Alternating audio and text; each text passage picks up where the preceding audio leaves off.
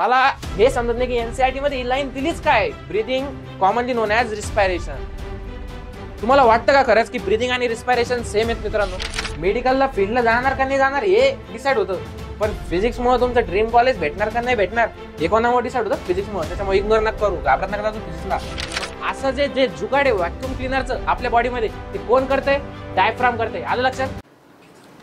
Hello friends, welcome to DCB biology. Netflix of biology या series मध्ये मी आदी भैया तुमच्या सगळ्यांचं स्वागत करतो. मित्रांनो, नेटफ्लिक्स ऑफ बायोलॉजी हे नाव ऐकताच तुम्हाला आठवलं असेल नेटफ्लिक्स, ज्याच्यामध्ये तुम्ही पिक्चर बघतात, शोज बघतात, वेब सिरीज बघतात, बरोबर आहे का नाही? त्याच प्रकारे काही प्रमाणात आपली सुद्धा नेटफ्लिक्स ऑफ बायोलॉजी ही जी युट्यूबवरची सिरीज आहे, त्याच प्रकारे आपण सुद्धा या सिरीज मध्ये काही गोष्टी, काही चॅप्टर्स ऍड केलेले आहेत. जसं नेटफ्लिक्सने सिरीज, वेब शोज, परदायकीन मूवीज ऍड केलेले आहेत, त्याप्रमाणे आपण चॅप्टर्स ऍड केलेले आहेत. आता नेटफ्लिक्सचा मेन मोटिव्ह काय आहे की त्यांचा जो ऑडियन्स आहे त्यांनी काय केलं पाहिजे, एक रिमोट, अशा प्रकारे एक रिमोट आहे समजा टीव्हीचा, आणि आपण सर्च केलंय एखादा मूवी किंवा शो आणि तो नेटफ्लिक्सचा ऑडियन्स पर्यंत पोहोचवण्याचं काम आहे, बरोबर आहे? त्याचप्रमाणे आपल्या सुद्धा या सिरीजचं नाव आपण याच हेतूने ठेवलेलं आहे की कोणताही मुलगा जेव्हा आदी भैयाचं लेक्चर करून जाईल कोणत्या सिरीज मधलं, नेटफ्लिक्स ऑफ बायोलॉजी या सिरीज मधलं, तर त्याला कोणी सुद्धा काही जरी पॉइंट विचारला तर त्याला, जसं नेटफ्लिक्सवर आपण एखादा सर्च केल्यानंतर, टायटल सर्च केल्यानंतर खाली तो शो येतो, त्याचप्रमाणे त्याला त्या चॅप्टरचा, त्या टॉपिकचा पूर्ण कंटेंट आला पाहिजे. हा मेन मोटिव्ह आपला या सिरीज मागचा आहे मित्रांनो. तुम्हाला सगळ्यात मेन स्टार्टिंग पासून तर शेवटपर्यंत माझ्यासोबत राहायचं आहे, प्रत्येक लेक्चर करायचं आहे, पॉइंट टू पॉइंट मी तुम्हाला शिकवणार आहे. एनसीईआरटीतला प्रत्येक मेन पॉइंट जो तुम्हाला एमसीक्यू पॉइंट ऑफ व्ह्यूनी इम्पॉर्टंट आहे तो पॉइंट मी इथे घेणार आहे. तुम्हाला फक्त एकच करायचं आहे, लेक्चर मन लावून करायचं आहे.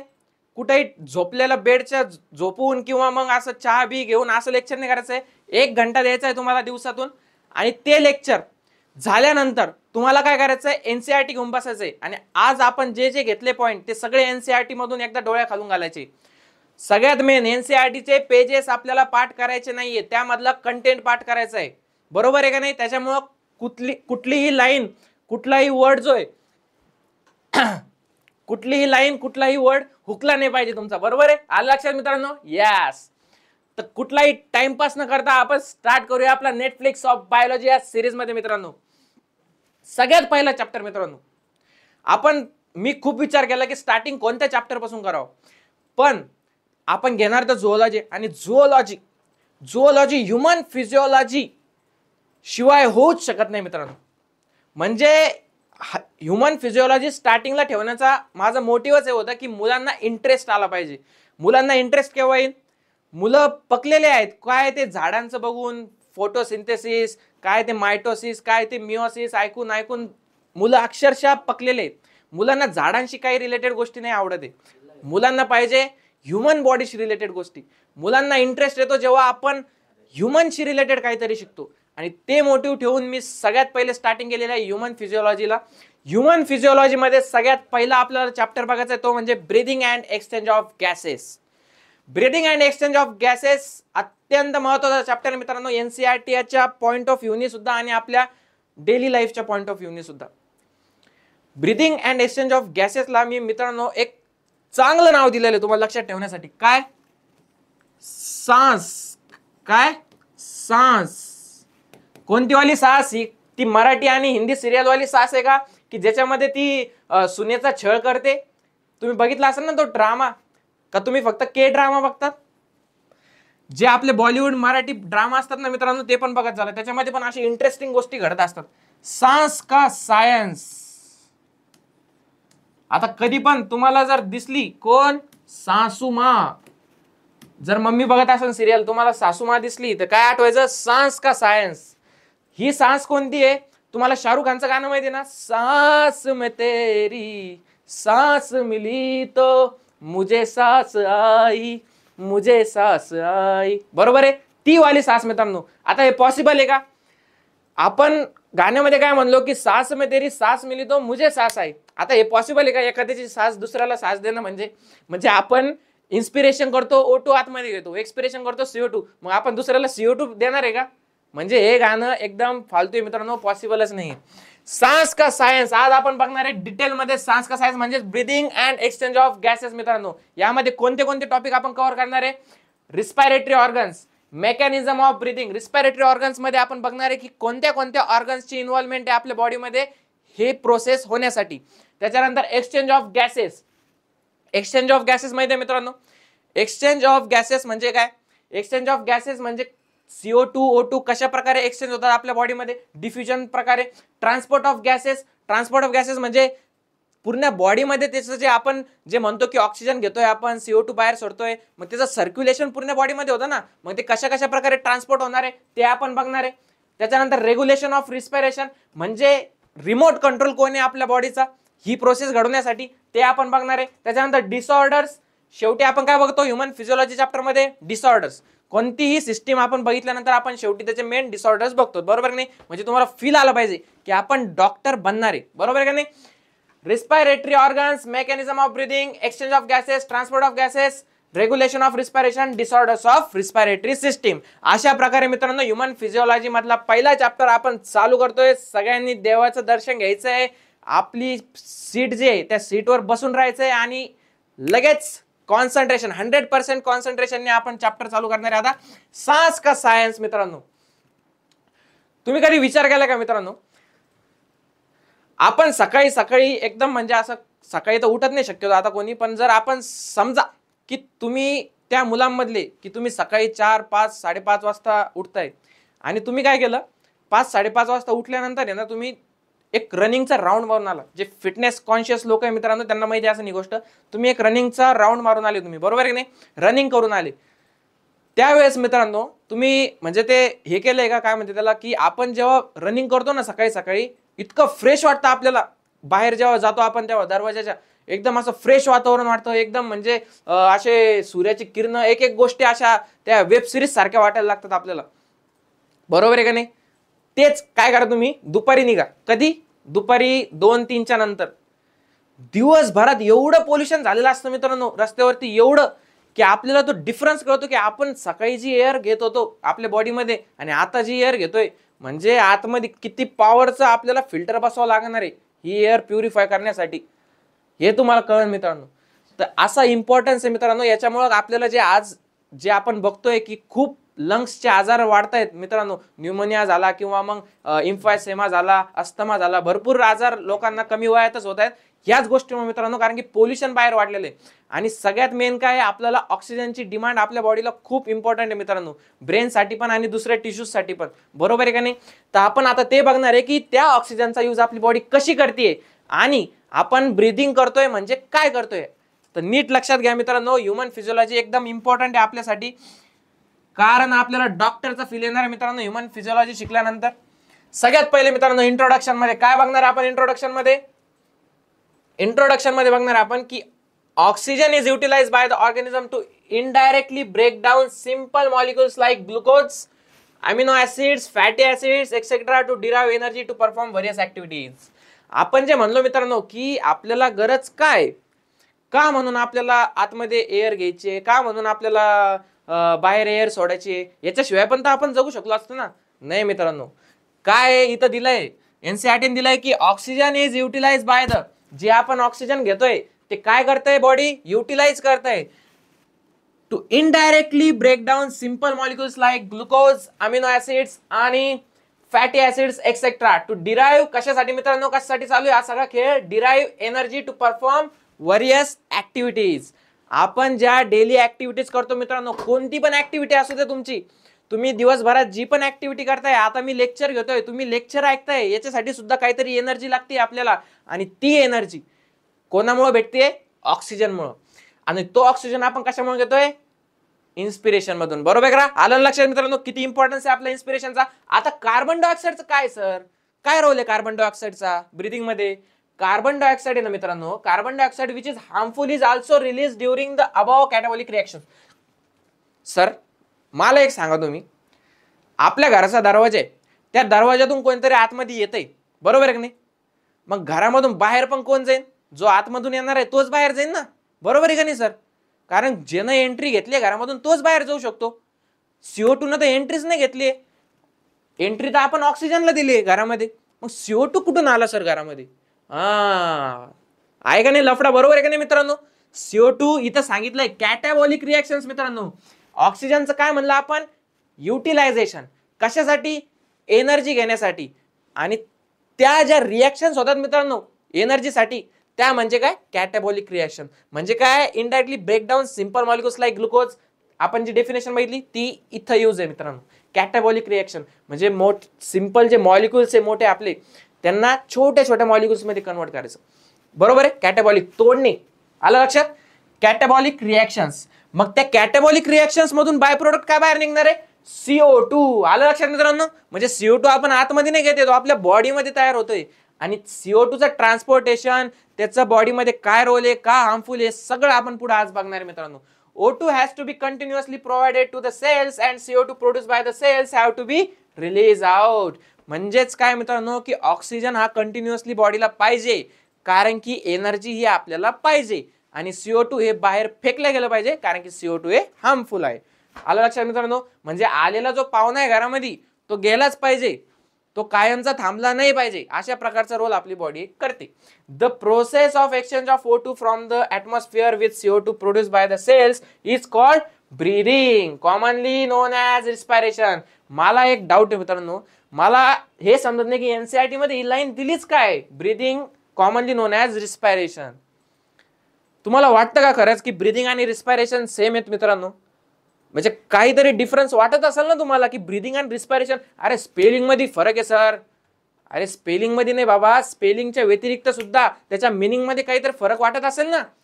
काय फरक वाटत असेल? हे बघा मित्रांनो, मला एक सांगा तुम्ही, ब्रीदिंग आपण कशाला म्हणतो? ब्रीदिंग आपण म्हणतो, बरोबर आहे? आता मी उभा आहे, मी काय करतोय? कळलं? मी काय करतोय? ब्रीदिंग करतोय. आता बॉडीच्या आतमध्ये काय चालू आहे हे मला माहिती आहे का?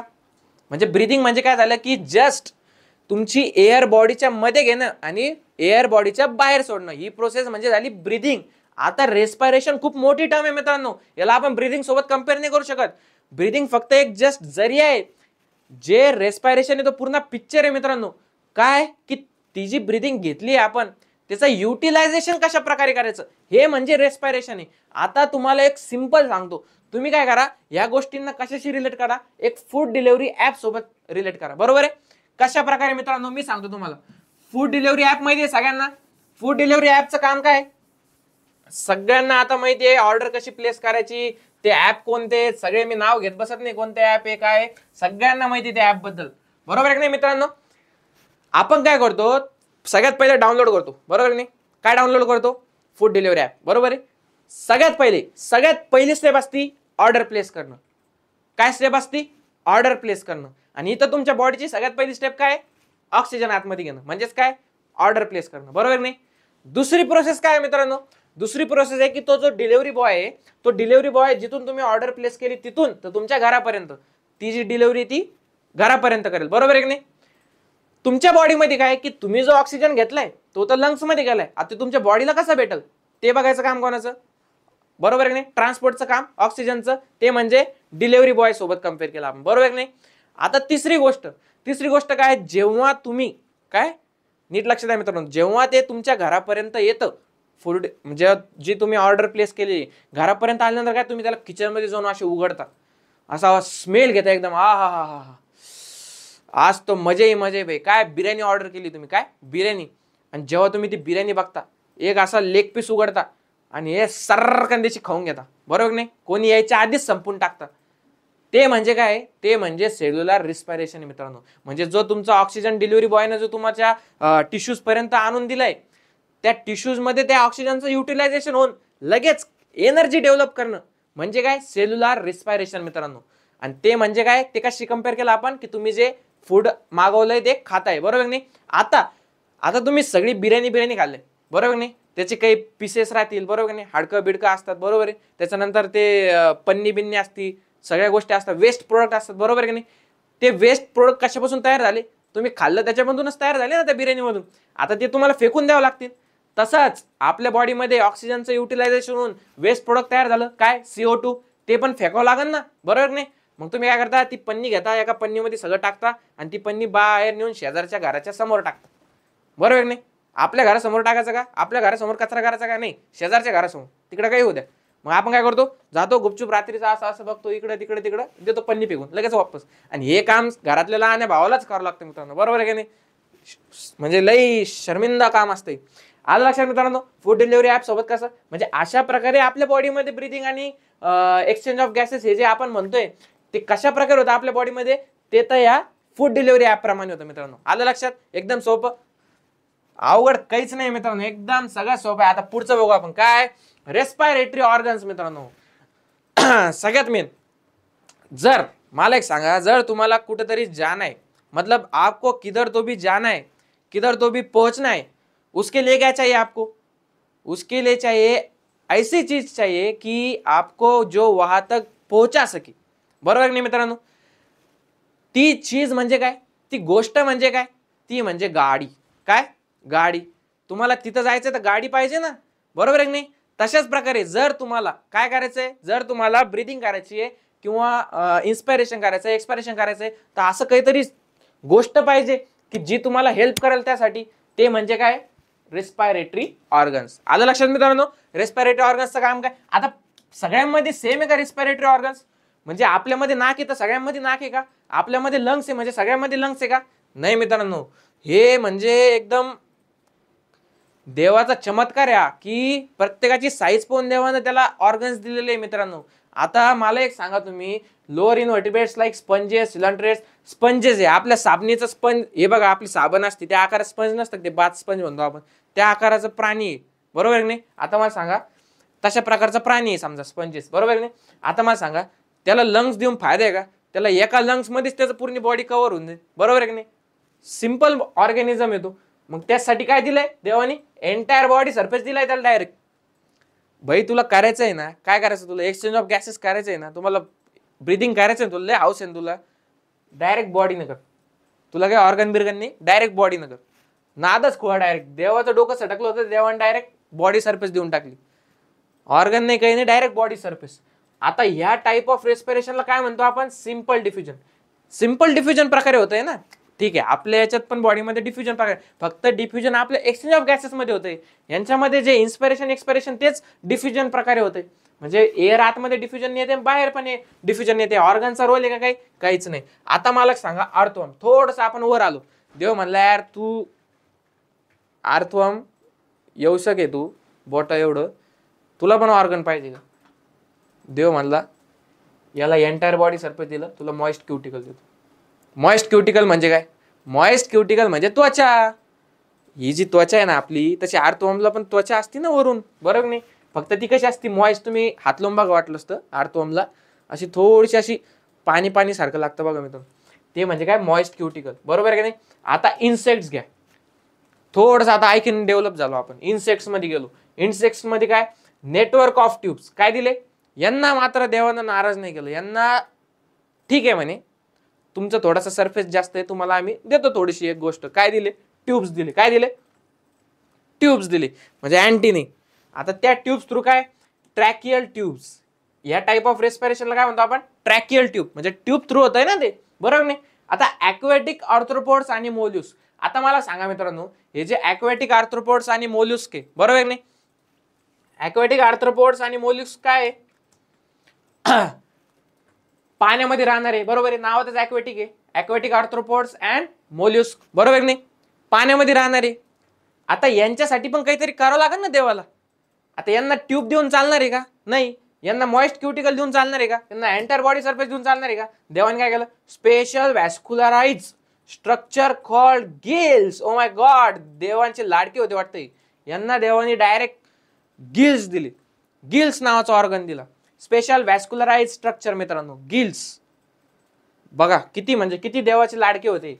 याला काय म्हणलं आपण, ब्रँकियल रिस्पिरेशन मित्रांनो. इथं सुरुवात झाली रिस्पिरेशनला खरी. काय झाले, ब्रँकियल रिस्पिरेशन मित्रांनो. आता यांचं बघून कोणाला राग आला, व्हर्टिब्रेट्सला, बरोबर नाही? अरे व्हर्टिब्रेट्स म्हणले भाई आमची पण काही इज्जत आहे का नाही? ॲम्फिबियन्स, रेप्टाइल्स, बर्ड्स, मॅमल्स सगळ्यांनाच राग आला ना. अरे म्हणा देवाला म्हणले जर तुम्ही त्या पाण्यावाल्या लोकांसाठी काहीतरी करू लागले तर आमच्यासाठी पण काहीतरी करा ना. मग देवाने काय केलं, म्हणे तुम्हाला पण व्हॅस्क्युलराइज बॅक देतो, पण तुम्हाला गिल्स नाही देत, तुम्हाला लंग्स देतो. कॉपी नाही, कॉपी नाही, कॉपी करायची नाही मित्रांनो. हा, कॉपी करायची नाही. देवाने काय दिले? लंग्स दिले. बरोबर आहे का नाही? लंग्स दिले. आता यांना दिले गिल्स, यांना दिले लंग्स. अरे देवा, एक डॉन माणूस राहिला भाई. कोण? फ्रॉक्स. फ्रॉक्स डायरेक्ट देवाच्या पण वर आहे. फ्रॉग म्हणला डायरेक्ट आपल्याला नाही पाहिजे काही, आपण अपने मजे में रहेगा. क्या? Moist skin. अपने को कोई ऑर्गन नहीं चाहिए भैया, अपन एम्फीबियन है. एम्फीबियन को लंग्स दिया है, लेकिन अपने को लंग्स नहीं चाहिए. आपने को मॉइस्ट स्किन से ही काम चालेगा. आपण त्यानं काय केलं? Moist skin. त्याला काय आपण काय म्हणतो? Cutaneous respiration. क्यूटेनियस. क्यू ही स्पेलिंग काय? CUTA. याला काय म्हणतो आपण? CUTA. याला काय म्हणतो? सी. बरोबर आहे? CUTA. मग सुटा म्हणायचं गेला नाही, याला काय म्हणायचं? कुटा. कुटा नाही, Quetta. Quetta respiration, cutaneous respiration. आता कोणते कोणते रिस्पिरेशन बघितले मित्रांनो तुम्ही? एक सिंपल डिफ्युजन वाला बघितलं, जे की लोअर इन व्हर्टिब्रेट्स मध्ये होतं, स्पॉन्जेस सिलेंडर्स मध्ये, एंटायर बॉडी सरफेसच्या थ्रू. दुसरं कोणतं बघितलं? मॉइस्ट क्युटिकल वाला, अर्थवर्म मध्ये होतं. इन्सेक्ट मध्ये कोणतं होतं? ट्रॅकियल ट्यूब्स वालं, जे की नेटवर्क ऑफ ट्यूब्स थ्रू होतं. बरोबर आहे नाही?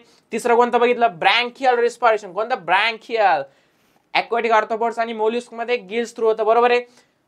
नंतर कोणता बघितला? पल्मनरी रिस्पिरेशन मित्रांनो. पल्मनरी. याला पल्मनरी काय म्हणते? पल्मनरी म्हणजे आपल्या लंग्सला नाव दिलेलं आहे मित्रांनो, पल्मनरी, म्हणून याला पल्मनरी म्हणते. याच्यामध्ये लंग्स आहे ना, बरोबर नाही? आलं लक्षात? आणि गिल्सला काय म्हणलं? ब्रँकियल. आलं लक्षात? आणि फ्रॉग. फ्रॉग ही देवता है, बोना फिर भी बोना है, चाहे कुए की गेवराई. गेवराई नाही, गेवराई नाही मित्रांनो, गेवराई नाही. गेवराई नाही मित्रांनो, असा डायलॉग मारत नका जाजू. बोना बोना फिर भी बोना है, चाहे कुए की गहराई. गेवराईला जाशन नाही तर काय? गहराई मित्रांनो. Moist skin. आलं लक्षात? Cutaneous respiration. काय? Cutaneous respiration. बोना फिर भी बोना है, चाहे कुए की गहराई नाही, गहराई में हो. आलं लक्षात मित्रांनो? बघितलं आपण रिस्पिरेटरी ऑर्गन्स. आता सर यांचं सगळ्यांचं लक्षात आलं. आपण चॅप्टरची सुरुवात केली ती ह्युमन नावाने, ह्युमन फिजिओलॉजी नावाने. अरे मग ह्युमन मधलं सांगा ना काहीतरी. चला ह्युमन मधलं सांगतो आता तुम्हाला. सगळ्यात मेन ही लाईन लक्षात ठेवा मित्रांनो. Mechanism of breathing vary among different groups of animals depending mainly on their काय? हॅबिटॅट्स. काय? Habitats and level of organization. हे पॉईंट लक्षात ठेवा मित्रांनो. कोणत्या गोष्टीवर डिपेंड येते? हॅबिटॅट आणि ऑर्गॅनिझम. बघितलं तुम्ही, पाण्यामध्ये होते म्हणून गिल्स, जमिनीवर म्हणून लंग्स. आलं नाही लक्षात? हॅबिटॅट आणि लेवल ऑफ ऑर्गनायझेशन. यांच्यामध्ये ट्यूब्स दिले, क्युटिकल दिले, कारण हे छोटे होते. Level of organisation. आलं लक्षात? छोटे होते म्हणून हे दिलं, मोठे होते म्हणून लंग्स दिलं. त्याच्यानंतर हॅबिटॅट्स. हॅबिटॅट्स म्हणजे पाण्यामध्ये होते म्हणून गिल्स दिले, आणि याच्यामध्ये होते म्हणून जमिनीवर होते म्हणून लंग्स दिले. आलं लक्षात मित्रांनो? मग कोणत्या दोन गोष्टीवर डिपेंड येते? हॅबिटॅट आणि लेवल ऑफ ऑर्गनायझेशन. बरोबर? यस. आता मित्रांनो, आता जायचंय आपल्याला पुढं. आता ह्युमनचं बघायचंय आपल्याला. सर राव आला शेवटी तो पॉइंट. कोणता पॉइंट रे? तो पॉइंट सर ज्याच्यामध्ये लय कन्फ्युजन होतं. काय? कशामध्ये कन्फ्युजन होतं? सर हे जो चार्ट तुम्ही जो दाखवलाय ना, कुठून तरी ढापून आणलाय, त्या चार्ट मध्ये लय कन्फ्युजन होतं सर. समजतच नाही सर, स्टार्टिंग कुठून करायचं, शेवट कुठून करायचा. हे मध्ये मध्ये कोणी पण येऊन जातं. एकदम सोपी गोष्ट सांगतो मित्रांनो. कसं लक्षात ठेवायचं? कोणत्या पण गोष्टीला स्टोरीनी लक्षात ठेवायचं. कशाने? एक स्टोरी बघायची कोणती तरी, ती स्टोरी मनात ठेवून, कोणाला तरी मनात ठेवून अभ्यास करायचा मित्रांनो. तेव्हा एनर्जी येते माणसाला. बरोबर आहे की नाही? कोणाला तरी मनात ठेवायचं. पण आपल्याला आता मनात नाही ठेवायचं, आपल्याला नाकात ठेवायचं. काय नाकात ठेवायचे? नोज. सगळ्यात पहिले नाव. इसका दादा कोण है? इस कहानी का नोज. नाक दादा. कौन सा दादा? नाक दादा. नाक दादा का क्या है मित्रांनो? नाक दादा को एक नाकी दादी पसंद आ गई. कौन? नाकी दादी. नाकी दादी. नाक दादा को कौन आ गई? नाकी दादी पसंद आ गई. नाकी दादी काय आहे? एकदा नाक दादा मस्त त्याच्या बेडवर झोपलेला होता, एकदम मस्त मोबाईल पाहत होता, इंस्टाग्राम. तेरी काली काली दो अखिया. टिकटॉक वापस आलो होतं मित्रांनो त्या काळात. त्याच्यानंतर काय झालं? नाकीची दादी ना, नाकी दादीने काय केलं माहिती का? मेसेज केला नागदादाला, हाय घरी कोणी नाही. अरे बापरे, नाग दादा पिसाटला ना भो. नाग दादा म्हणला अर टिकटॉक बिकटॉक गेलं सगळं उडत. पहिले चला नाकी दादीकडं. कारण मेसेज काय होता मित्रांनो, सगळ्यांना डुबवणारा मेसेज होता, हाय आज घरी कोणी नाही आहे. तेवढंच वाचलं भाई नाग दादानं, जेच गाडी घेऊन पळाला. अरे पण नाकी दादीचं घरच माहित नाही ना. नाकी दादीनं मग काय केलं, नाकी दादी होती लय हुशार, नाकी दादीनं तिला ऍड्रेस सेंड केला. आता नाग दादानं लावला गुगल मॅप आणि लागला नाकी दादीकडे जायला. सगळ्यात पहिले मित्रांनो काय, नाकी दादीकडे पोहोचायचं त्याला, नाग दादा बरोबर आहे. सगळ्यात पहिले हे होतं तो एरिया, काय होता तो, ते गाव होतं नाकी दादीचं. ह्या गावामध्ये नागदादाला जायचं होतं. अलग लक्षात मित्रांनो. आता हे काय होतं माहिती का, हे होतं एंट्री गेट. काय होतं त्या गावाचं, एंट्री गेट. बाहुबलीचं गाव होतं मित्रांनो, एंट्री गेट होतं, एंट्री गेट. 2 हत्ती होते इकडच्या साईडला असे, हे असे 2 हत्ती होते मित्रांनो. हत्ती सारखं दिसत नाही ते, पण समजून घ्या तुम्ही आता हत्ती होती, बरोबर आहे की नाही. शेपूट काढतो त्याला. बाहुबलीचं गाव, एंट्री गेट. आता याला कसं रिलेट करायचं माहिती मित्रांनो, आता याला रिलेट करायचं आपल्या पाथवेनी. कसा, सगळ्यात पहिली आपली लिप्स आहे, लिप्सच्या वर 2 छिद्र दिसत आहे तुम्हाला, बरोबर आहे. प्रत्येकाने असे 2 बोट घ्यायचे छिद्रात टाकायचे, दिसलं. हा, हे 2 छिद्र म्हणजे काय, एक्सटर्नल नॉस्ट्रिल्स म्हणजेच एंट्री गेट आहे. बाहुबली ते 2, ते 2 काय आहे, ते गेट वरचे काय आहे, हत्ती आहेत ते, बरोबर आहे. आलं लक्षात. एंट्री गेट म्हणजे काय, एक्सटर्नल नॉस्ट्रिल्स. ठीक आहे सर, एक्सटर्नल नॉस्ट्रिल्स कळलं सर. आता आलो मधी, एंट्री केली भाई. एंट्री केल्यानंतर ते पूल आठवतो का तुम्हाला, त्या गेट मध्ये, त्या बाहुबलीच्या पिक्चर मध्ये असं त्या हत्तीचं ते गेट राहायचं आणि तो असा पूल राहायचा आणि त्याच्या खालून पाणी राहायचं, आठवतं का. ते म्हणजे काय, नसल पॅसेज. म्हणजे काय, नसल पॅसेज, बरोबर आहे. आलं लक्षात, नसल पॅसेज आलं लक्षात. आता नसल पॅसेज म्हणजे हा छिद्राच्या मागचा भाग, बरोबर आहे, हा भाग. आता इथून गेली एअर मध्ये, म्हणजे नाक दादा गेला इथून मध्ये, कुठे गेला, मध्ये गेला, बरोबर आहे की नाही. आता याच्यानंतर काय होतं मित्रांनो माहिती का, याच्यानंतर होतं हे दिसतंय का, नसल कॅव्हिटीज, पॅरानसल, सायनसेस, बरोबर आहे, आलं लक्षात. आता काय झालं माहिती का, नाक दादाला लागलं हे असं गोल सर्कल. गोल सर्कल म्हणजे काय, इथं राहायचे असे दुकानं, मार्केट एरिया होता मित्रांनो. काय होतं, त्या गावाचा मार्केट एरिया. आता हा मार्केट एरिया म्हणजे काय मित्रांनो, हे दुकानं लंब्या, हे मोठ्या दुकानं, या चिकनच्या, मटनच्या, परत आणखीन काय म्हणजे त्याला, कपड्याच्या, नुसत्या दुकानं मित्रांनो. आणि हे गावचे म्हातारे, कोणते म्हातारे, सुखा पाटील. सुखा पाटील मित्रांनो, कोण, सुखा पाटील. हे बघा, हे सुखा पाटील सारखे 3-4 जण गावाच्या याच्यामध्ये बसलेले, त्या जागेमध्ये. कट्टाच होता त्यांचा, गावठी कट्टा.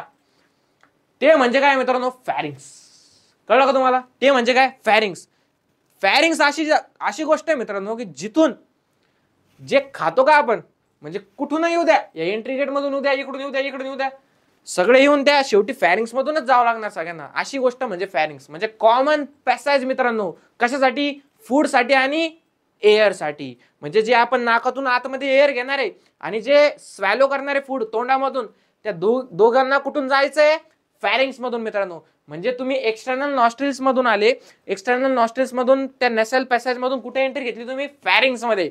फॅरिंग्स मध्ये आले मित्रांनो आता तुम्ही. हे झालं फॅरिंग, जिथं कोण होते, सुखा पाटील आणि कोण, हे दुकानात चिकन मटन कपड्याच्या त्याच्या दुकाना मित्रांनो झालं. आता इथं फसले येऊन, आता तुम्हाला विचारता पण येत नाही, कारण हे सुखा पाटील सारखे मोठे खुंखार गावचे म्हातारे बसलेले तिथं, आणि त्यांना कसं विचारणार नाकी दादी बद्दल. मग आता तुम्ही काय केलं, तुम्ही आता गुगल मॅप बघितला आणि तिथे तुम्हाला रस्ता दिसला. काय रस्ता दिसला तुम्हाला, एक रस्ता दिसला, शॉर्टकट रस्ता. काय, हे असा रस्ता. आला लक्षात मित्रांनो, हा रस्ता. आणि एक मोठा रस्ता होता मित्रांनो, हे मोठा रस्ता. आता या मोठ्या रस्त्याने जायचं होतं तुम्हाला, नाही, कारण हा मोठा रस्ता म्हणजे दुसरीकडेच जात होता. हा दुसऱ्या दादीच्या घरी जात होता हा रस्ता, तिकडे नव्हतं जायचं. आज कुठे जायचं होतं, नाकी दादीकडं. हा रस्ता म्हणजे मित्रांनो इसोफॅगस. काय, इसोफॅगस. इसोफॅगस म्हणजे काय, कुठे जाणार शेवटी आपण, स्टमक मध्ये, पोटामध्ये. आपल्याला तिकडे जायचंय का, नाही, आपण कशाचा पाथवे बघतोय, नाकाचा, मग तिथंच जायचं आपल्याला. आपण कुठे चाललो आता, या इकडं काय मित्रांनो, लॅरिंग्स नावाचा प्रकार आहे. काय, लॅरिंग्स नावाचा प्रकार, टोल नाका आहे तो. लॅरिंग्स म्हणजे टोल नाका. त्या टोल नाक्याला मित्रांनो एक कर्मचारी ठेवलेला आहे. कोणता, इपिग्लॉटिक्स. इपिग्लॉटिस नावाचा कर्मचारी मित्रांनो. इपिग्लॉटिसचं काम काय माहिती का, त्या लॅरिंग्स मधलं, इपिग्लॉटिसचं काम एवढे, तो टोल कधी उघडतो माहिती का, जेव्हा जी एअर आहे ना आतमध्ये येते ना आपली एअर, त्याच्यासोबत जर काही फूड पार्टिकल किंवा दुसरी गोष्ट जर आली, तो टोल उघडतच नाही, मग ते बंदच राहतं इपिग्लॉटिस. पण जेव्हा जेव्हा फक्त एअर आतमध्ये येते तेव्हा ते काय करतं, हा चला या एंट्री. फक्त कोणाला एंट्री, एअरला. फूडला एंट्री का चुकून हुकून आला तर लय मोठा लॉस आहे बरं का मग तुमचा. हा, फक्त एअरला एंट्री द्यायचं काम कोण करतं, इपिग्लॉटिस, मस्क्युलर फ्लॅप. बरोबर. आता लॅरिंग्सचं काय मित्रांनो, लॅरिंग्स आहे ना साऊंड बॉक्स आहे. एनसीईआरटी मध्ये एक स्पेशल म्हणजे त्याचं इंट्रोडक्शन दिलंय लॅरिंग्सचं. लॅरिंग्स हे साऊंड बॉक्स आहे मित्रांनो. साऊंड प्रोडक्शनचं काम कोण करतं, लॅरिंग्स करतो. म्हणजे तुम्ही जे मी आज तुम्हाला बोलतोय, ज्या शिल्लकच्या गोष्टी मी आज तुमच्या सोबत करतोय, किंवा तुम्ही जे तुमच्या मित्रांना शिवाय देताय, भांडणं करताय, ते कशामुळे, फक्त लॅरिंग्समुळे मित्रांनो. लॅरिंग्सला सगळ्यांनी धन्यवाद म्हणायचं. आता पुढे जायचंय आपल्याला. आता लॅरिंग्स मधून कुठे आलो मित्रांनो आपण, लॅरिंग्स मधून आलो आपण मोठ्या रस्त्यावर. कुठं, मोठ्या रस्त्यावर. मोठा रस्ता म्हणजे काय मित्रांनो, ट्रॅकिया. आलो का नाही आपण ट्रॅकवर मित्रांनो. बरोबर ट्रॅकवर चाललोय ना आपण, सगळ्यांनी बघायचंय. बरोबर ट्रॅकवर आहे ना आपण. पहिले एक्सटर्नल नॉस्ट्रिल्स, मग नॅसल पॅसेज मधून फॅरिंग्स, मग फॅरिंग्स मधून लॅरिंग्स, लॅरिंग्स मधून इपिग्लॉटिक्स ने एंट्री दिली आपल्याला. आता टोल नाका भरला आपण. आता कुठं, ट्रॅकिया. बरोबर ट्रॅकवर आहे आपण मित्रांनो. बरोबर आहे. आता ट्रॅकियाच्या नंतर मित्रांनो या अशा दोन गल्ल्या मित्रांनो. काय, या अशा दोन गल्ल्या. आता या दोन गल्ल्या म्हणजे काय मित्रांनो, या दोन गल्ल्या म्हणजे कन्फ्युजनचा मार्ग आहे मित्रांनो. इकडे जायचं की इकडे जायचं. त्या गुगल मॅपनी सांगितलं भाई कुठून पण जाय बिंदास, तू आता शेवटी नाकी दादीकडेच पोहोचणार. आता तू रस्ता भरकटणार नाही, कारण एवढं मजबूत हे होतं मित्रांनो त्यांच्यामधलं नातं, अतूट बंधन होतं त्यांचं. आता गुगल देवता म्हणला इकडं जाय इकडे जाय. हे म्हणजे काय मित्रांनो, ब्रॉन्काय. काय, ब्रॉन्काय. हे छोटे रस्ते म्हणजे काय, ब्रॉन्काय. ऐकीन गल्ल्या लागल्या. देव म्हणला वापस तू कुठं पण जाय, आता तू शेवटी तिथंच पोहोचणार. या गल्ल्या म्हणजे काय, ब्रॉन्क्युल्स. बरोबर मित्रांनो, ब्रॉन्क्युल्स. आता शेवटी मित्रांनो, शेवटी काय, जेव्हा तुम्ही या गल्ल्याने आले ना मित्रांनो, हे इथं होतं काय, इथं होतं नाकी दादीचं घर. काय होतं, नाकी दादीचं घर मित्रांनो. ज्याच्यासाठी तुम्ही एवढा अट्टहास केला, ते म्हणजे नाकी दादीचं घर मित्रांनो. तुम्ही इतके खुश झाले घर पाहून, इतके खुश झाले, तुम्ही म्हणले भगवान क्या दिखा दिया तूने. डायरेक्ट गेले पळत पळत, गाडी दिली सोडून, सगळं दिलं सोडून, हे असे दरवाजा समोर येऊन उभं राहिले, आणि तुम्ही बेल दाबणारच मित्रांनो. तुम्ही हळूच काय केलं, कडीकडे बघितलं मित्रांनो. अरे देवा, घराला तर लॉक होतं. त्यानं वापस फोन उघडला, वापस बघितलं, तिनं टाकलं होतं हाय, आज घरी कोणी नाही, कोणी नाहीये, आणि मी सुद्धा. लय पचका झाला मित्रांनो. नाग दादाचा एवढा पचका झाला, त्यानं पूर्ण मेसेज बघितलंच नाही मित्रांनो. तुम्हाला पण असा मेसेज आला ना, एकदा दोनदा तीनदा कन्फर्म करत जा, मेसेज पूर्ण वाचत जा. आज घरी कोणी नाही म्हणजे खरंच कोणी नाहीये का, फक्त एक जण सोडून बाकीचे नाहीये, ते नीट बघा आधी. हा, आलं लक्षात मित्रांनो कशा प्रकारे आपल्याला पाथवे समजून घ्यायचा आहे. आलं लक्षात. एक छोटीशा स्टोरी मधून आपण हा पाथवे समजून घेतला मित्रांनो. आता आपल्याला प्रत्येकाचा रोल बघायचा मित्रांनो. सगळ्यात पहिले एक्सटर्नल नॉस्ट्रिल्स, जे की एंट्री देत आहे आपल्या कोणाला, एअरला. बरोबर आहे, आलं लक्षात. नंतर नसल पॅसेज, त्याच्यातून म्हणजे एक नळी आहे, नळीमधून काय होतंय, एअर पास होते मित्रांनो. नंतर फॅरिंग्स, फॅरिंग्स हे कॉमन पॅसेज आहे फूड आणि एअर साठी. त्याच्यानंतर लॅरिंग्स मित्रांनो साऊंड प्रोडक्शनचं काम करतं. आणि लॅरिंग्स मध्ये कोण आहे, टोल नाका, एपिग्लॉटिस. एपिग्लॉटिसचं काम काय, कोणतेही फूड पार्टिकल्स किंवा दुसरे पार्टिकल्स त्यामध्ये येऊ नये. बरोबर की नाही. आणि त्याच्यानंतर आपण बरोबर ट्रॅकवर आहे का नाही ते चेक करा मित्रांनो. ट्रॅकिया, ट्रॅकिया म्हणजे काय, ट्रॅकिया हे मित्रांनो अशी गोष्ट आहे, ट्रॅकिया म्हणजे नेक रिजन पासून आपल्या इथून तर कुठपर्यंत, या थोरॅसिक, बरोबर नाही, T5 पर्यंत. T5 पर्यंत असतं मित्रांनो ट्रॅकिया. C7 T12 असतात ना, त्यातलं T5 पर्यंत. T5 पर्यंत काय असतं, ट्रॅकिया मित्रांनो. ट्रॅकिया काय असतं माहिती का, ट्रॅकियाला आहे ना हाफली काय म्हणतात त्याला, हे बघा आता समजा हे ट्रॅकिया आहे, बरोबर आहे, याला अर्धवर्तुळाकार मित्रांनो, काय हाफ सर्कल. हाफ सर्कल केलेलं काय असतं, कार्टिलेजिनियस, कार्टिलेजिनियस रिंग म्हणलेलं आहे मित्रांनो. कार्टिलेजिनियस रिंग म्हणजे याचं काम काय, की जी एअर प्रेशरने आतमध्ये येणार आहे. आता नळी बघता ना तुम्ही, नळीमध्ये एकदम भस्कन बोरचं पाणी आले, काय होतं, नळी अशी डान्स करायला लागते मित्रांनो. त्याच्यामुळे आपल्याला धरावं लागतं त्याला. तशा प्रकारे धरून ठेवलेलं आहे कार्टिलेजिनियस रिंगनी, कारण की कोलॅप्स होणे मित्रांनो. तो जो पाथ आहे ना आपला, मार्ग जो आहे तो कोलॅप्स होणे यामुळे. बरोबर नाही, त्याला काय म्हणलं, कार्टिलेजिनियस रिंग. आता हे ट्रकिया, ट्रकिया नंतर आलो ब्रँकिया. ब्रँकिया म्हणजे राईट ब्रॉन्किया आणि लेफ्ट ब्रॉन्किया मित्रांनो. म्हणजे लंग्स दोन आहे ना आपल्याला, एक राईट साईडनं एक लेफ्ट साईडनं. तर अशा प्रकारे काय राईट आणि पहिलं राईट आणि लेफ्ट मित्रांनो, काय राईट आणि लेफ्ट. अलग लक्षात मित्रांनो. नंतर कुठे जायचंय आपल्याला, राईट आणि लेफ्ट झाला, आता राइट लेफ्ट हो गया. राइट और लेफ्ट के बाद क्या क्या देखेंगे अपन. अब देखो ये राइट का लंग्स है, दिखा आपको, बरोबर आहे. आता हे राईटचं जे लंग आहे मित्रांनो, याची सिस्टम वेगळी तिकडची, ऍज इट इज सेम दुसऱ्या लंग्स मध्ये मित्रांनो. आता आलो आपण इथपर्यंत, आलं लक्षात तुम्हाला, कुठपर्यंत आलो आपण, इथपर्यंत. हे म्हणजे काय, हे राईट ब्रॉन्काय, बरोबर आहे. आता याच्यानंतर काय मित्रांनो, प्रायमरी आणि सेकंडरी, काय प्रायमरी आणि सेकंडरी मित्रांनो, प्रायमरी आणि सेकंडरी ब्रॉन्काय, बरोबर आहे. त्याच्यानंतर काय मित्रांनो, ब्रॉन्किओल्स, इनिशियल आणि टर्मिनल ब्रॉन्किओल्स, काय इनिशियल आणि टर्मिनल ब्रॉन्किओल्स. आणि हे इथं छोटे छोटे, हे छोटे छोटे, हे छोटे छोटे, छोटे छोटे काय मित्रांनो, अल्व्होलाई, काय अल्व्होलाई, छोटे छोटे फुगे मित्रांनो. छोटे छोटे फुगे म्हणजे काय, अल्व्होलाई मित्रांनो. तुम्ही लहानपणी गेलेत का कुठं बर्थडे पार्टीला, लहानपणी बर्थडे पार्टी म्हणजे लईच मजा मित्रांनो. त्या बर्थडे पार्टीला काय व्हायचं माहिती का, लहानपणीच्या बर्थडे पार्टीला आहे ना, सगळ्यात मेन काम डेकोरेशनचं. आणि डेकोरेशनला फक्त एकच वस्तू लई इम्पॉर्टंट, ती नसली तर भाई बर्थडेच होऊ शकत नाही. बर्थडे बॉय डायरेक्ट इतका रडतो. ती गोष्ट म्हणजे मित्रांनो फुगा, काय केसावर फुगा मित्रांनो, केसावरती फुगे. गाणं ऐकलं सगळ्यांनी, तो वाला फुगा मित्रांनो. तो फुगा म्हणजे काय, आपला अल्व्होलाई मित्रांनो. फुग्याच्या आकारचा आहे की नाही, बरोबर नाही. फुगा काय करतो आपण, जर तुम्ही जर बर्थडेला गेले असन शेजारच्या कोणाच्या लहानपणी, सगळ्यात पहिले त्याची आई आपल्याला बोलवायची आधी बर्थडेच्या आधी, कशासाठी, फुगे फुगवायला. त्याच्यात काय करावं लागायचं, गाल फुगी होईपर्यंत आपल्याला फुगे फुगवा लागायचे मित्रांनो, बरोबर नाही. आमचं तसं नव्हतं मित्रांनो, आम्हाला बोलवायचेच नाही कोणी बर्थडेला. कधी बोलवायचे माहिती का, सगळ्या बर्थडे झाल्यावर. कोण माहिती का, आम्ही फुगे फुगवणाऱ्यामधले नव्हतो, आम्ही फुगे फोडणाऱ्यामधलो होतो. मग जेव्हा शेवटी सगळा बर्थडे झालेला राहायचा तेव्हा आम्हाला बोलवायचे, मग आम्ही फुगे फोडून यायचो. अशी गोष्ट मित्रांनो. मग तेव्हा आम्हाला समोसे पण खायला नव्हते भेटत, कारण संपून जायचे ना सगळे.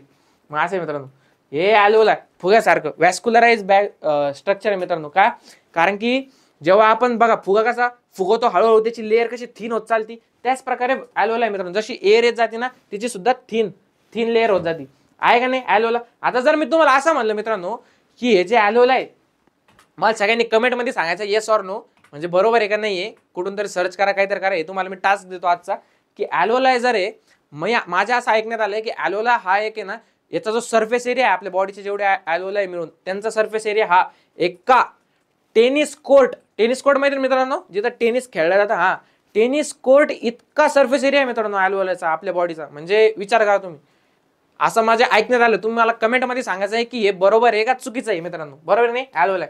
आता इथपर्यंत आलो मित्रांनो आपण, ठीक आहे, कळलं सर. आता कळलं मला की एक्सटर्नल नॉस्ट्रिल पासून खाली कुठपर्यंत अल्व्होलाई पर्यंत सगळा पाथवे लक्षात आला सर. आता यामधला कंडक्टिंग पार्ट कोणता आहे, आणि कंडक्टिंग पार्ट नंतर दुसरा कोणता, कंडक्टिंग नंतर दुसरा कोणता, एक्सचेंज पार्ट, ज्याला आपण काय म्हणतो एक्सपायरेटरी पार्ट, बरोबर नाही मित्रांनो. ही डायग्राम तर बघितलीच नाही आपण, याच्यामध्ये दिलंय ना मित्रांनो, नसल कॅव्हिटी दिली, फॅरिंग्स दिलं, हे आलं लक्षात तुमच्या, फॅरिंग्स, लॅरिंग्स आलं लक्षात, लॅरिंग्स, हे ट्रकिया दिसली, त्याला कार्टिलेजिनस रिंग दिसल्या, बरोबर नाही. त्याच्यानंतर हे लंग्स, हे ब्रॉन्काय, हे दिसतंय का ब्रॉन्काय आपले, हा, आणि शेवटी फुगे काय अल्व्होलाई, काय अल्व्होलाई. आणि खाली काय मित्रांनो, डोम शेप डायफ्राम, ते बघणार आहे आपण पुढे काय. आता तुम्हाला सगळा पाथवे लक्षात आला मित्रांनो. आता आपल्याला बघायचंय, आता आपण पुढे जाणार मित्रांनो, काय the part starting with the external nostrils, कुठून, हे दोन खड्डे external nostrils up to the terminal bronchi मित्रांनो. काय टर्मिनल ब्रॉन्काय, इनिशियल ब्रॉन्काय सांगितले का नाही, टर्मिनल ब्रॉन्काय, इथं कन्फ्युजन होऊन द्यायचं नाही मित्रांनो. Terminal bronchi, terminal bronchioles constitute the conducting part external nostrils पासून तर टर्मिनल ब्रॉन्क्युल्स पर्यंत कोणता पार्ट असतो, कंडक्टिंग पार्ट. आल्या लक्षात मित्रांनो. Whereas the alveoli and their ducts, म्हणजे शेवटचा जो पार्ट आहे त्याला आपण काय म्हणतो, रेस्पिरेटरी आणि एक्सचेंज पार्ट. आलं लक्षात मित्रांनो. कंडक्टिंग पार्ट म्हणजे वाहून नेणारा पार्ट, म्हणजे काय की जो डिलिव्हरी बॉय आपण म्हणलो होतो तो पार्ट, बरोबर नाही. तो कोणता, एक्सटर्नल नॉस्ट्रिल्स पासून टर्मिनल ब्रॉन्क्युल्स पर्यंत. आणि अल्व्होलाई आणि त्याच्या डक्ट म्हणजे काय, रेस्पिरेटरी आणि एक्सचेंज पार्ट, म्हणजे जिथे ऍक्च्युअली डिफ्युजन प्रोसेस होणार आहे. The conducting part transports the atmospheric air to the alveoli, clears it from foreign particles, humidifies and also brings the air to body temperature मित्रांनो. आलं का लक्षात मित्रांनो. कसं माहिती का, कंडक्टिंग पार्ट जो आहे मित्रांनो काय कोणता part? Conducting part. Transport the atmospheric air to the alveoli मित्रांनो. त्याचं महत्वाचं काम काय? Transport the atmospheric air to the alveoli. Alveoli पर्यंत एअर पोहोचवायची. कोणती? Atmospheric air. दुसरं पण काम आहे मित्रांनो, clear it from foreign particles. नुसती एअर आतमध्ये येणार आहे का? आता हे बाहेर जे तुम्ही फू फू फू फू सगळं जे जे करता ते सगळं येणार आहे ना आतमध्ये. मग ते clear it from foreign particles. नंतर ह्युमिडिफाईज. आपल्या बॉडीशी टेम्परेचर मॅच झालं पाहिजे ना त्या एअरचं. थंडी एअर आली तर आपल्याला न्यूमोनिया नाही होणार का? कोल्ड नाही होणार का? बरोबर नाही? मग ह्युमिडिफाय करायचं काम कोण करतं? कंडक्टिंग पार्ट करतो. Also brings the air to body temperature. आलं लक्षात मित्रांनो? आलं? हा बस. Exchange part is the site of actual diffusion of O2 CO2 between blood and atmospheric air. Exchange part म्हणजे जिथं की ऍक्च्युअली O2 आणि CO2 चं एक्सचेंज होणार आहे. बरोबर नाही? The lungs are situated in the thoracic chamber which is anatomically and air tight chamber. कसं चेंबर आहे मित्रांनो? Air tight. कसं आहे? Air tight. डब्बा असतो ना, काय करायचं? डब्बा रिकामा करायचा आणि त्याला एकदम टाईट बांधायचं. ते म्हणजे काय? Air tight chamber. ज्याच्यातून एअर बाहेर जात नाही, आतमध्ये पण येत नाही. आतल्या आतच फुगवतो तो डब्बा फक्त. एअर टाईट चेंबर मित्रांनो. The thoracic chamber is form dorsally by the vertebral column. Dorsally by हे दिसतंय का? हा काय? Vertebral column. आलं लक्षात? व्हेंट्रली म्हणजे काय? समोर. काय? Sternum. Ventrally sternum. Laterally by the ribs. Laterally हे दिसतंय रिब्स. हा आलं लक्षात? Laterally by the ribs and on lower side dome shape diaphragm. अरे बापरे सर, लय डेंजर गोष्ट आली. Dome shape diaphragm. याचा इम्पॉर्टन्स तुम्हाला नंतर कळेल मित्रांनो. पुढे जेव्हा मी सांगेन ना तुम्हाला तेव्हा याचा इम्पॉर्टन्स करेन किती डेंजर होतं. डोम शेप डायफ्राम मित्रांनो. डोम शेप डायफ्राम लक्षात ठेवा बरं का सगळ्यांनी. The anatomical setup of lungs in thorax is such that any change in the volume of the thoracic cavity will be reflected in the lung, म्हणजेच pulmonary cavity. Such an arrangement is essential for breathing as we cannot directly alter the pulmonary volume. काही नाही मित्रांनो, नुसती line मोठी आहे. याच्यामध्ये सांगायचं फक्त एवढंच यांना की तुम्ही तुमचे जे लंग्स आहे, लंग्सला काही काय म्हणते त्याला, हे आहे का काय म्हणते त्याला, रोबोट आहे का तो की मनानच काम करायला नाही करू शकत तो बिचारा. काय करणार आहे त्याला? आपली गरज आहे. म्हणजे थोरॅसिक कॅव्हिटी जी आहे ना ती अशा प्रकारे त्यांनी तयार केली बॉडीमध्ये आपल्या की लंग्स आणि थोरॅसिक कॅव्हिटीमध्ये थोडं जरी आपण ब्रिथिंगमुळे त्याच्यामुळे थोडं जरी व्हॉल्यूम कमी जास्त केलं त्याचा इफेक्ट कुठं होतो? लंग्समध्ये होतो. म्हणजे इन शॉर्टली हे बोलायचं आहे त्यांना. आलं लक्षात मित्रांनो? आता आपण जाणार पुढं. एकदम समजलं तुम्हाला लंग्सचं कशा प्रकारे काय काय गोष्टी आपण बघितल्या. आता respiration involves the following steps. अत्यंत महत्वाच्या स्टेप्स आहे मित्रांनो. काही पायऱ्या या खूप महत्वाच्या असतात आयुष्यासाठी मित्रांनो. त्या ज्या स्टेप्स आहेत, त्या ज्या पायऱ्या आहेत त्या आपण नक्की फॉलो केल्या पाहिजे मित्रांनो. जेव्हा तुम्ही स्टेप्स फॉलो करशाल मित्रांनो तेव्हाच तुम्ही वरच्या मजल्यावर जाशाल मित्रांनो. वरचा मजला म्हणजे कोणता? तुमचं जे ड्रीम कॉलेज आहे मित्रांनो ते कॉलेज. त्या कॉलेजसाठी तुम्हाला काही स्टेप्स फॉलो करायच्या. फक्त किती? 1 2 3 4 5 स्टेप झाले की नंतर तुम्ही त्या ड्रीम कॉलेजला पोहोचले मित्रांनो. आता नीट लक्ष देऊन ऐका कोणत्या स्टेप्स आहेत त्याची ट्रिक सुद्धा सांगतो तुम्हाला. सगळ्यात पहिली ब्रीदिंग ऑर पल्मनरी व्हेंटिलेशन. काय? Breathing or pulmonary ventilation by which atmospheric air is drawn in आणि CO2 रिच अल्व्होलर एअर जी ती बाहेर फेकतो आपण. बरोबर आहे? डिफ्युजन ऑफ गॅसेस म्हणजे जिथं O2 CO2 चं डिफ्युजन होणार आहे, एक्सचेंज होणार आहे. बट डिफ्युजन हे कुठले लक्षात ठेवा मित्रांनो? अल्व्होलर मेम्ब्रेनचं. कुठलं? अल्व्होलर मेम्ब्रेनचं. खाली नाही अजून गेलो आपण. नंतर ट्रान्सपोर्ट ऑफ गॅसेस मित्रांनो बाय द ब्लड. ब्लड ते बघणार आहे आपण कशा कशाच्या थ्रू ट्रान्सपोर्टेशन होतं. इथं लक्षात ठेवा फक्त ट्रान्सपोर्ट ऑफ गॅसेस होणार आहे. डिफ्युजन नंतर ट्रान्सपोर्ट ऑफ गॅसेस होणार आहे आणि नंतर डिफ्युजन ऑफ O2 CO2. वापस डिफ्युजन परत कसं काय आलं भाई? अरे हे भाई ब्लड आणि टिश्यूज मधलं आहे. हे डिफ्युजन ब्लड आणि टिश्यूज मधले. कन्फ्युजन नाही व्हायचं मित्रांनो. दोनदा डिफ्युजन येणार आहे. सगळ्यात पहिलं अल्व्होलर पशी आणि दुसरं ब्लड आणि टिश्यूज पशी. नंतर शेवटी युटिलायझेशन. शेवटी काय? युटिलायझेशन मित्रांनो. आलं लक्षात? आता याला लक्षात कसं ठेवायचं सर? स्टेप कशा लक्षात ठेवायचे सर? इझी ट्रिक सांगा ना सर काहीतरी. हे तर सगळेच सांगते. चला इझी ट्रिक सांगतो मित्रांनो. काय? मला एक सांगा, तुमच्या घरी म्हातारे लोक आहे बरोबर नाही? आपण कोणता चॅप्टर बघतोय? लंग्सशी रिलेटेड चॅप्टर बघतोय. सगळ्यात मेन गोष्ट काय आठवते तुम्हाला? सगळ्यात महत्वाचं जेव्हा लंग शब्द तुम्हाला कोणतरी बोलतं सगळ्यात पहिले काय आठवतं? टुकार साले. सगळ्यात पहिले काय? बीडी आठवती. गावठी ब्रँड आपला बीडी. बरोबर नाही? आता तुमचे जर आजोबा घेत असतील नसतील मित्रांनो, जर घेत असतील काय करायचं माहिती का? बाबापाशी जायचं. काय म्हणायचं? बाबा बरं का. काय बाबा काय घेणार आहे, बीडी. बरोबर आहे. काय घेणार आहे, बीडी. बाबा कशी जायचं, बाबा म्हणायचं बाबा बीडी तोडू का. काय म्हणायचं, बाबा बीडी तोडू का. बीडी चांगली का घ्यायला लोकांना, नाही वाईट गोष्ट आहे ती शरीरासाठी. मग बाबाला काय म्हणायचं, बाबा बीडी तोडू का. बाबा लगीन ढिंचाक ढिंचाक ऐकलेलं तुम्ही सगळ्यांनी, हा तसं बाबा बीडी तोडू का. आधी यातलं बघा, बी कशासाठी आहे, बी आहे ब्रीदिंग साठी मित्रांनो. कशासाठी, बी आहे ब्रीदिंग साठी, म्हणजेच काय पल्मनरी व्हेंटिलेशन. दुसरं काय डी, डी फॉर डिफ्युजन मित्रांनो. पण कुठलं सगळ्यात पहिले कुठं होतं, ॲल्व्होलार पाशी. आलं लक्षात. टी फॉर मित्रांनो, T for transport of gases मित्रांनो. बरोबर आहे. आणि नंतरचा डी म्हणजे डिफ्युजन, कुठलं ब्लड आणि टिश्यूज मधलं. आणि नंतर यू मित्रांनो, या यू ला आपण स्मॉल का काढलेला आहे, याला लगेच बिग काढा. हे यू मित्रांनो काय, यू म्हणजे युटिलायझेशन. आता कुठं पण म्हातारा दिसला घरातलं काय म्हणायचं, बाबा बीडी तोडू का, बाबा बीडी तोडू का. अलग लक्षात मित्रांनो, सिक्वेन्स पण लक्षात आला, ट्रिक पण बनली.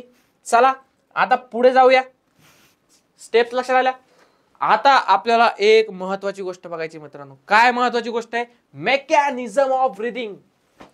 आता ऍक्च्युअल प्रोसेस बघायची आपल्याला की मेकॅनिझम म्हणजे काय. अरे बाबा तू एवढ्या वेळचं ओरडू लागला, पण मेकॅनिझम काय. हा फायनली आपण मेकॅनिझम पर्यंत आलो मित्रांनो. आज आपण मेकॅनिझम घेऊन स्टॉप होणार आहे मित्रांनो. एकाच दिवशी जास्त लोड नको तुमच्या डोक्याला, पण आपल्याला हळूहळू शिकायचंय मित्रांनो, पण एकदम परफेक्ट शिकायचंय. बरोबर आहे. आता मेकॅनिझम तुम्हाला थोडक्यात सांगतो मित्रांनो. मेकॅनिझम साठी तुम्हाला काय गोष्टी लक्षात आल्या पाहिजे.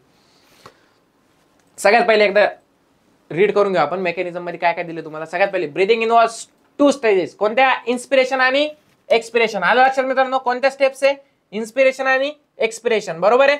त्याच्यानंतर the movement of air into and out of the lungs is carried out by creating pressure gradient. आलं लक्षात, pressure gradient between the lungs and atmosphere. सगळ्यात मेन पॉईंट आहे मित्रांनो, प्रेशर ग्रेडियंट निर्माण झालं तरच आतमध्ये एअर येऊ शकते किंवा बाहेर येऊ शकते. हे नंतर बघू आपण कशा प्रकारे. मी तुम्हाला एकदम सोपं सांगतो. सध्या बघून घेऊ काय काय दिलंय. Diaphragm and specialise set of muscles. कोणते स्पेशल सेट ऑफ मसल्स आहे, एक्सटर्नल अँड इंटरनल इंटरकोस्टल्स मित्रांनो. म्हणजे डायफ्राम आणि एक्सटर्नल अँड इंटरनल इंटरकोस्टल्स मसल्सच्या सहाय्याने प्रेशर ग्रेडियंट निर्माण होणार मित्रांनो. बरोबर नाही. आणि तेव्हा आपण इन्स्पिरेशन एक्सपिरेशन करणार आहे. We have the ability to increase the strength of inspiration and expiration with the help of additional muscles. कोणत्या ऍडिशनल मसल्स आहे मित्रांनो, ऍब्डोमेन मधल्या. ऍब्डोमेन मधल्या 4 मसल्स आहे मित्रांनो ऍडिशनल, ज्यांनी आपण फोर्सेबल इन्स्पिरेशन करू शकतो आणि फोर्सेबल एक्सपिरेशन करू शकतो. On an average healthy human 12 to 16 times per minute. काय रेट मित्रांनो, हेल्दी ह्युमनचा average 12 to 16 times per minute. The volume of air involve in breathing movement can be estimated by using spirometer. Spirometer काय मित्रांनो, spirometer म्हणजे एक असं यंत्र आहे मित्रांनो की जे तुमच्या घरामधल्या म्हाताऱ्या व्यक्तीला किंवा वडीलधाऱ्या व्यक्तीला जेव्हा अस्थमा काहीतरी प्रॉब्लेम होतो किंवा ऑपरेशन होतं तेव्हा त्याला एक मशीन दिली जाते मित्रांनो. कसली मशीन, त्या मशीन मध्ये असे 3-4 कंटेनर असतात मित्रांनो. बरोबर आहे. आले लक्षात तुम्हाला. आणि त्याच्यामध्ये काय असतात, त्याच्यामध्ये छोटे छोटे बॉल्स. काय, छोटे छोटे बॉल्स. एकदा अशी मजा आली मित्रांनो, माझ्या आजोबांना पण असंच दिलं होतं. आणि मी काय केलं होतं, ते मशीन फोडून त्याच्यामधले जे बॉल आहे ना ते क्रिकेट खेळायला घेऊन गेलो होतो. प्लास्टिकच्या बॅटने खेळायचो आम्ही तेव्हा. मला लय आणलं होतं, मला लय धुतलं होतं, मारलं होतं. तुम्ही असं करू नका मित्रांनो, कारण ती कामाची मशीन आहे. हे जे बॉल्स दिसते तुम्हाला त्या बॉल्सला हे असे वर जात असते मित्रांनो. कधी, या असा पाईप असतो त्याला, या पाईपातून फुकायचं. हुक्का टाईप आहे मित्रांनो. या पाईपाने फुकायचं आणि हे बॉल कुठे जाणार, वर जाणार. आलं लक्षात मित्रांनो.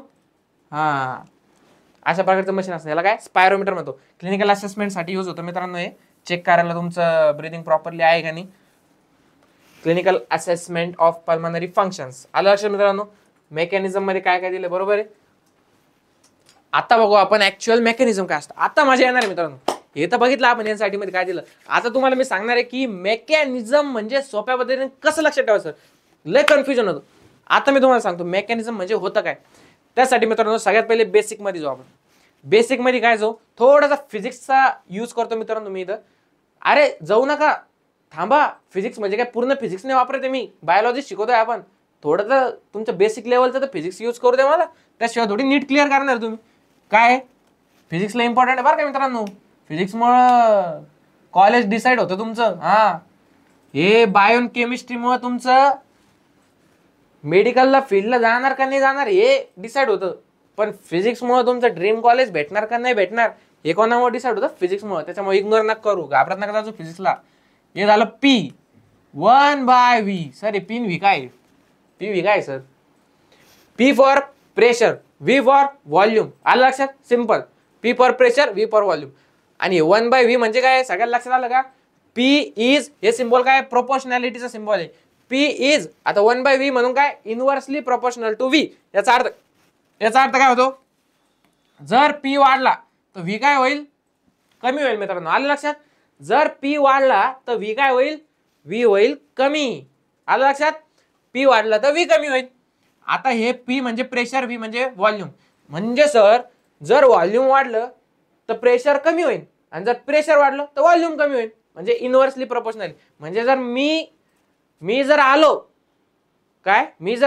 तर पोरं गेले. बरोबर आहे का? मी जर आलो तर पोरं गेले आणि जर पोरं आले तर मी गेलो. कळलं ना? हा, असं आहे मित्रांनो प्रेशर आणि व्हॉल्यूम. आलं लक्षात? ही एक गोष्ट लागणार आहे आपल्याला. आणि दुसरं काही टर्मिनॉलॉजीज आहे त्या माहिती पाहिजे तुम्हाला. काय टर्मिनॉलॉजी आहे? सगळ्यात पहिले इंट्रा पल्मनरी प्रेशर कशाला म्हणते? म्हणजे पल्मनरी शब्द ऐकला की लक्षात ठेवायचं मित्रांनो की ते लंग्सशी रिलेटेड आहे. बरोबर आहे? आणि दुसरं काय? Pressure intra pulmonary pressure. Pulmonary म्हणजे आलं लक्षात? लंग्सशी रिलेटेड आहे. लंग्स आलं लक्षात? हा, इथं असते लंग्स. आलं? हा. आता ते लंग्स जे मित्रांनो, त्या लंग्स मधलं प्रेशर म्हणजे काय? Intra pulmonary pressure. त्या लंग्स मधलं प्रेशर म्हणजे काय? Intra pulmonary pressure. आता मला सांगा मित्रांनो, आता सपोज हे लंग्स आहे, याच्यामधलं प्रेशर म्हणजे इंट्रा पल्मनरी प्रेशर. आता मला सांगा, जर इथं प्रेशर हाय असेल तर आपण काय म्हणणार? पॉझिटिव्ह. म्हणजे इंट्रा पल्मनरी प्रेशर पॉझिटिव्ह आहे. बरोबर आहे? आलं लक्षात? जर काय? जर प्रेशर जर निगेटिव्ह असेल मित्रांनो तर तुम्ही काय म्हणणार? इंट्रा पल्मनरी प्रेशर कमी आहे. आलं लक्षात? Intra pulmonary pressure positive negative कधी आहे? बरोबर आहे? त्याच्यानंतर मित्रांनो पल्मनरी व्हॉल्यूम आणि थोरॅसिक व्हॉल्यूम मधला काय फरक आहे? ही एक गोष्ट तुम्हाला टर्मिनॉलॉजी माहिती पाहिजे. थोरॅसिक व्हॉल्यूम म्हणजे काय? जे आपलं थोरॅसिक रिजन आहे मित्रांनो, आलं लक्षात? थोरॅसिक रिजन मधलं जे व्हॉल्यूम आहे मित्रांनो त्याला आपण म्हणतो थोरॅसिक व्हॉल्यूम. बरोबर आहे? आणि जे लंग्स मधलं, पल्मनरी शब्द म्हणजे काय? लंग्स मधलं जे व्हॉल्यूम आहे त्याला आपण म्हणतो पल्मनरी व्हॉल्यूम. या टर्मिनॉलॉजी लक्षात आल्या मित्रांनो. आता आपण चालू करू मेकॅनिझम. म्हणजे इन्स्पिरेशन कसं होतं आणि एक्सपिरेशन कसं होतं.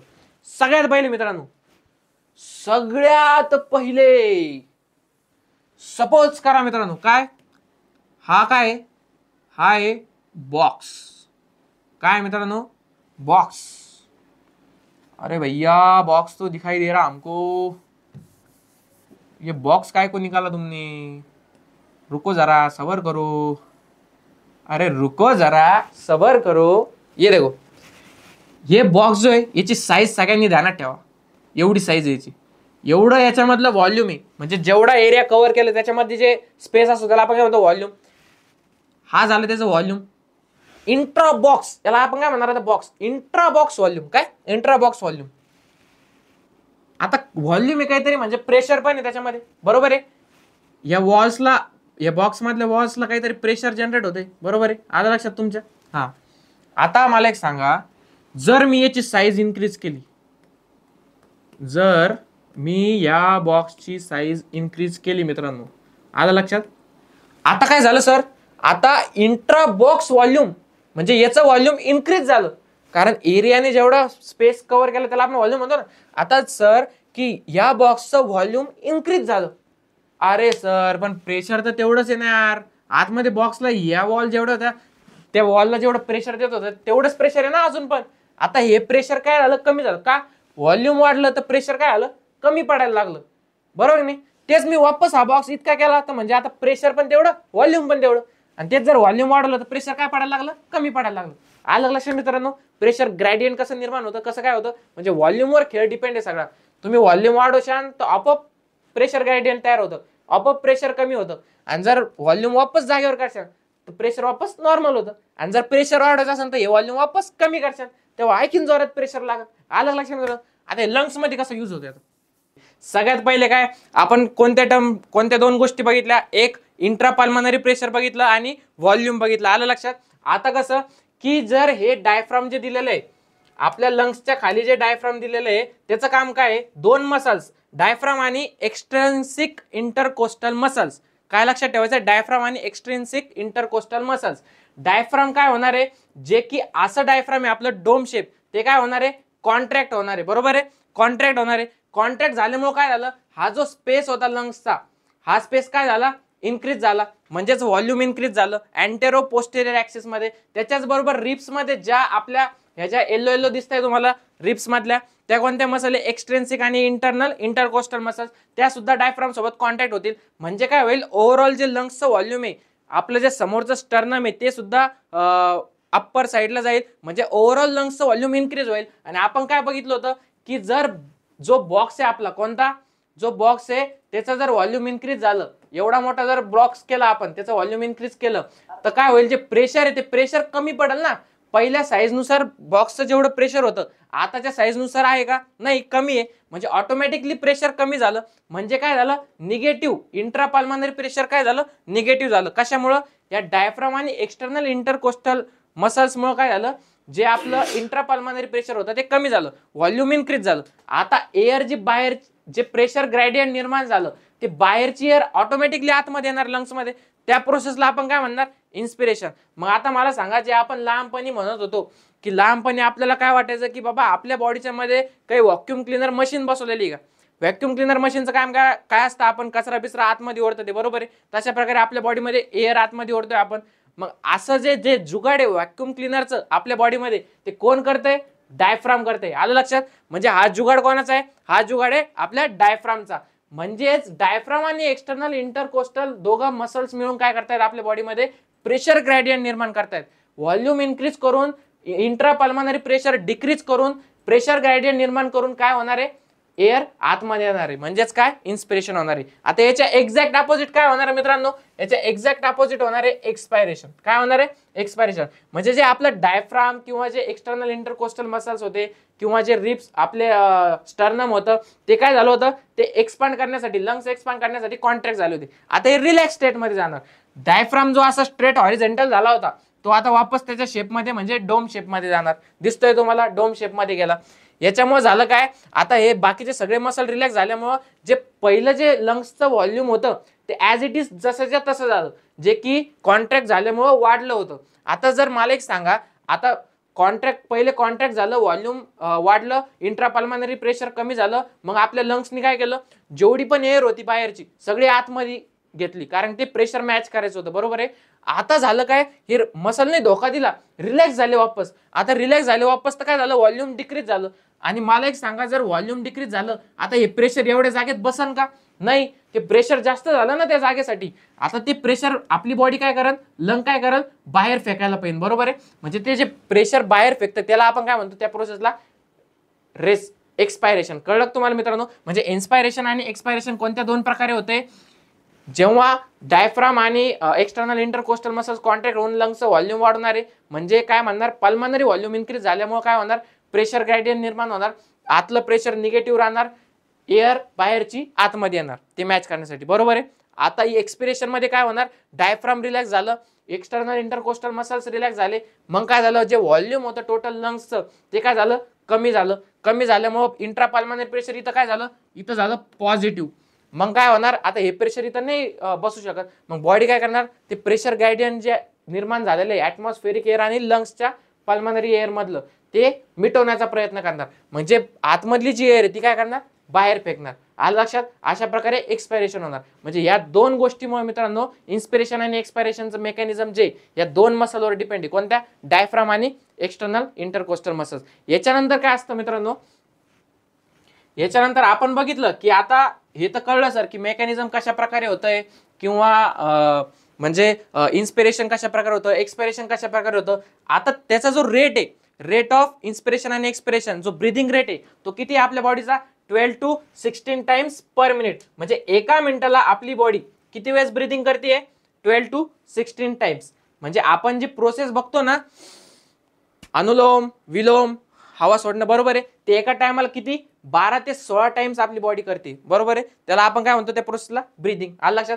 Volume of air involve in breathing movements can be estimated by using काय, कोणतं इन्स्ट्रुमेंट आहे? स्पायरोमीटर. त्याच्याबद्दल आपण इन्फॉर्मेशन घेतली, स्पायरोमीटर कशा प्रकारे असतं, बरोबर आहे. म्हणजे या दोन गोष्टी, एक क्लिनिकल असेसमेंटसाठी स्पायरोमीटर, दुसरं 12 to 16 टाइम्स पर मिनिट आपला ब्रीदिंग रेट. या दोन गोष्टी कशावर डिपेंड आहे? आपल्या इन्स्पिरेशन आणि एक्सपिरेशनवर. आलं लक्षात? म्हणजे अशा प्रकारे आज आपण काय बघितलं? आपलं मेकॅनिझम बघितलं. म्हणजे आपण स्टार्टिंग कशापासून केली? आपण स्टार्टिंग केली आपलं chapter breathing and exchange of gases, म्हणजेच काय? सांस का सायन्स, बरोबर आहे. त्याच्यामध्ये एक लाईन टू लाईन आपण एनसीईआरटीतला पॉईंट कव्हर केला. शेवटचा आपण सगळ्यात इम्पॉर्टंट पॉईंट काय बघितला? मेकॅनिझमचा पॉईंट बघितला. आता आपल्याला उद्याच्या लेक्चरमध्ये काय बघायचं मित्रांनो? उद्याच्या लेक्चरमध्ये आपल्याला बघायचं आहे रिस्पायरेटरी व्हॉल्यूम्स आणि कॅपॅसिटीज. म्हणजे आता ब्रीदिंग तर शिकलो आपण, इथपर्यंत तर आलो की ब्रीदिंग कशा प्रकारे होते आपल्या बॉडीमध्ये. आता आपल्याला बघायचं आहे की त्याच्यामध्ये जे व्हॉल्यूम, म्हणजे एअर किती पर्सेंट मध्ये आतमध्ये येणार, किती बाहेर येणार, त्याच्या ज्या व्हॅल्यूज ml मध्ये आपण मोजतो ते आपल्याला बघायचं आहे. त्या व्हॉल्यूमवरून आपण कॅपॅसिटीज बघणार आहे.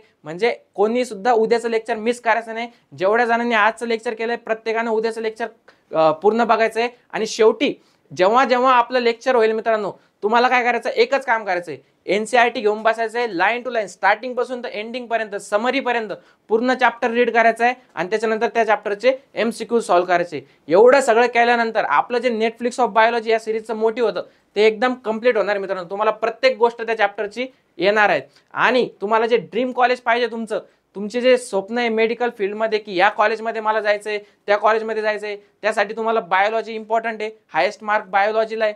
त्यासाठी तुम्हाला मदत कोण करणार? DCB class. आणि या लेक्चरला जर तुम्हाला दररोज असे लेक्चर अटेंड करायचे, तुम्हाला सगळ्यात पहिले आपल्या चॅनलला काय करायचंय? सबस्क्राईब करायचंय, इन्स्टावर आपल्या चॅनलला फॉलो करायचंय, बरोबर आहे. आणि हा जर व्हिडिओ तुम्हाला जर चांगला वाटला असेल, इन्फॉर्मेटिव्ह वाटला असेल, तुम्हाला थोडा जरी हेल्पफुल वाटला असेल, तर जाता जाता व्हिडिओला लाईक करायचंय, कमेंट करायचं. कमेंट कुठंच कमी नाही पडल्या पाहिजे. कमेंटमध्ये सगळ्यांनी राडा करून टाकायचा एकदम मुलांनी. आणि याच्यानंतर तुम्हाला तुमच्या फ्युचर अभ्यासासाठी किंवा फ्युचर तुमचं ड्रीम कॉलेज अचीव्ह करण्यासाठी सगळ्यांना मी शुभेच्छा देतो. All the best. Bye. Take care. Thank you.